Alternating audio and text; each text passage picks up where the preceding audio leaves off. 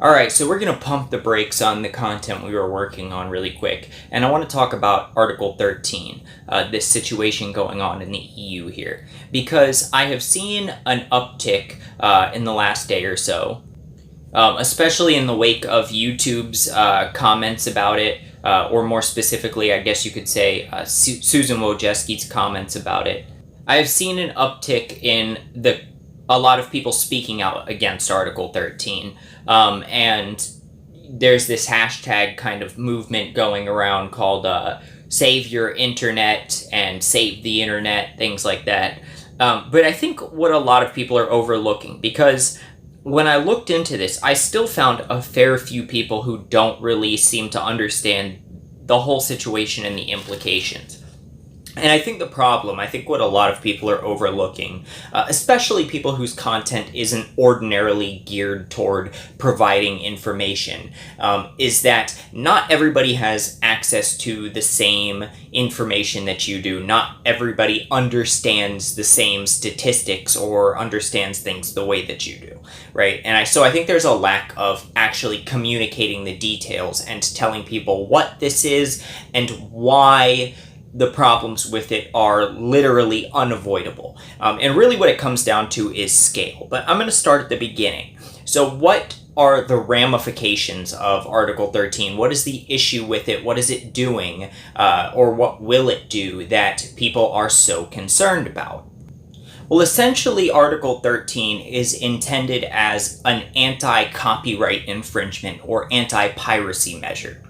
But part of the language of Article 13 kind of combats the issue that exists with a lot of piracy, in that we can sometimes take the content down or locate the content, but it just gets re-uploaded because there's nobody that we can find to hold responsible.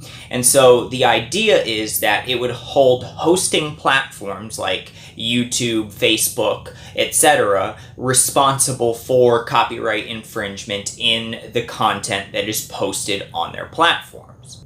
So hypothetically, if you, Bill Stevens in the United Kingdom, decided to copy my videos exactly and host them on YouTube or Facebook, those sites could potentially face ramifications under Article 13, whether that be fines or potentially liability in a suit or something like that.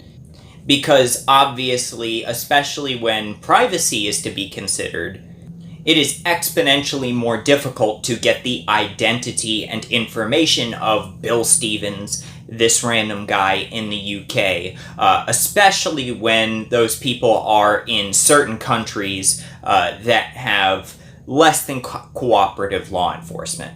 And so this basically gives somebody to hold accountable. And the idea, I think, behind it, at least for those who created or thought up the measure, is that it would force each of these individual websites to then police their own content to protect themselves.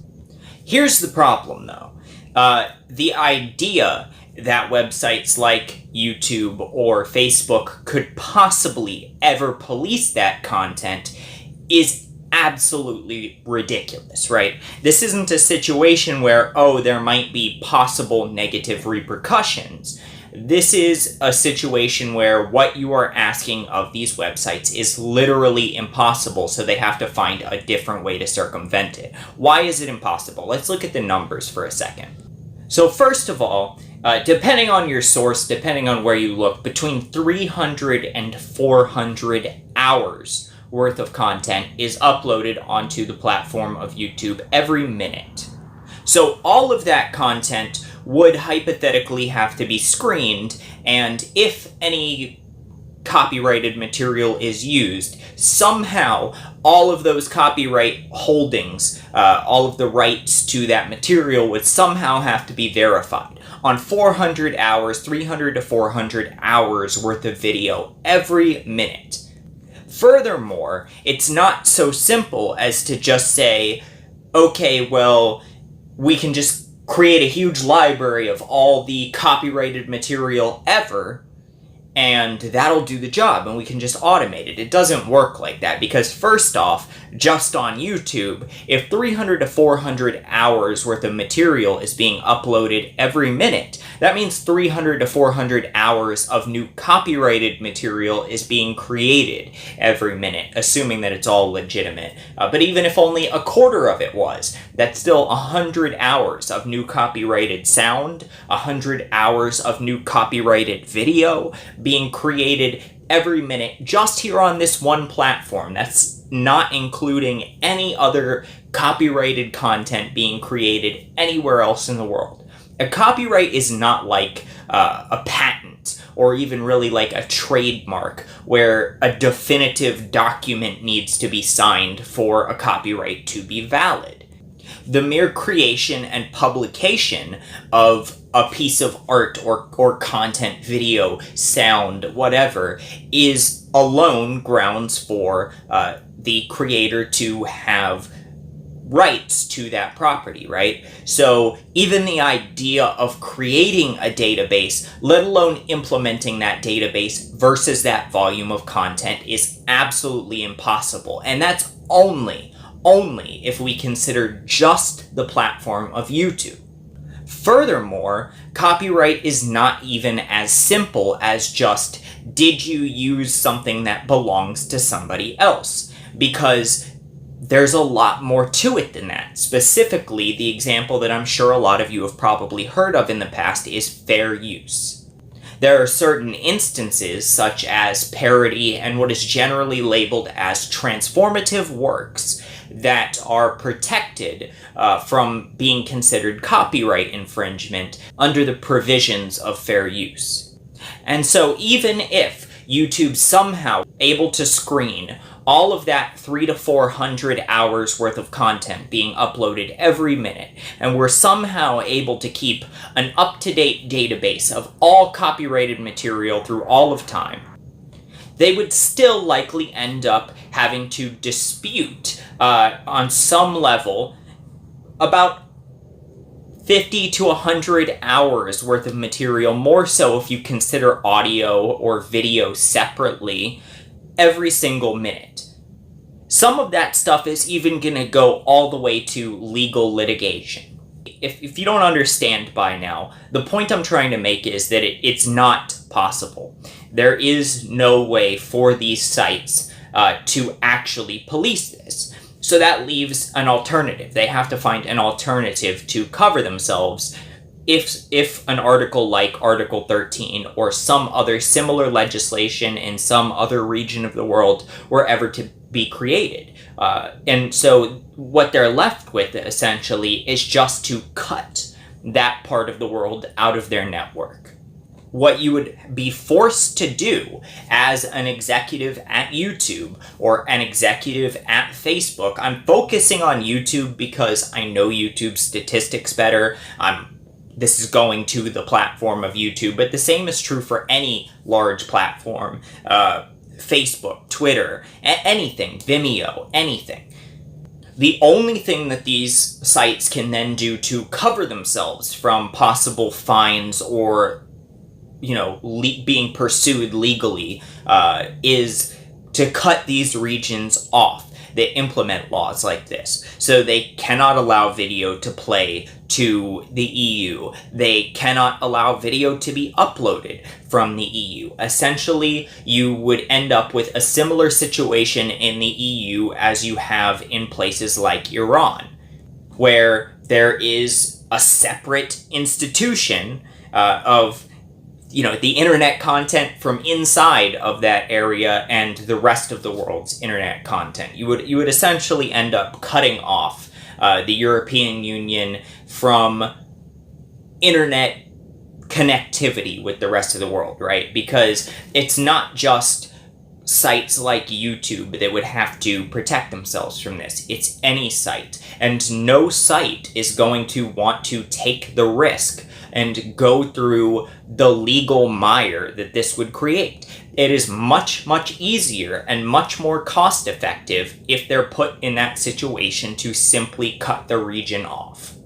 Even some sort of moderation program where they tried to allow just certain content through to the EU or certain content to be uploaded from the EU, it would have to be incredibly limiting, first off. It would have to just be like, you would have to apply for like a trusted EU creators certificate or something like that. That's how they would have to do it.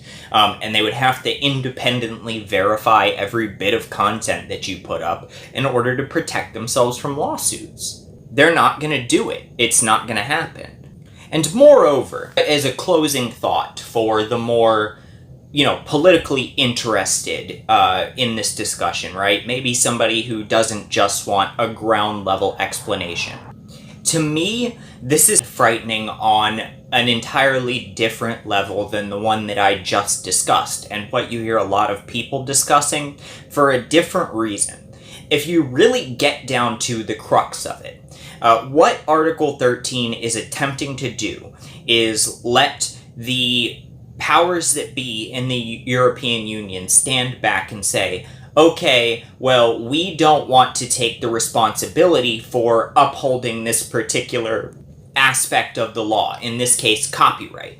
So what we're going to do is, we are going to legally force these privately owned businesses to uphold the law for us. And should they fail to uphold the law, we are going to hold them financially responsible. And that, I'm nowhere near as familiar with the spirit of the law in European Union as I am with the US Constitution and our laws here. But I just can't imagine that being in the spirit of the foundation of the European Union, because that is, to me, really bordering on some kind of disturbing, tyrannical implications. And I don't think it was intended that way, but, as they say, the road is paved with good intentions. So there you go, guys. Make sure you share this and other videos like it. The hashtags, as I said earlier, I believe are hashtag Saveyourinternet, hashtag Savetheinternet. We'll throw in a hashtag Article 13 too. Can we do that? Alright, cool. Don't forget to like and subscribe and all that, guys. I really appreciate it. Sorry for interrupting my regularly scheduled content, but I kind of felt like this was important to talk about, and since YouTube has kind of requested that people talk about it and get the word out about it, I figured now is as good a time as any. Peace.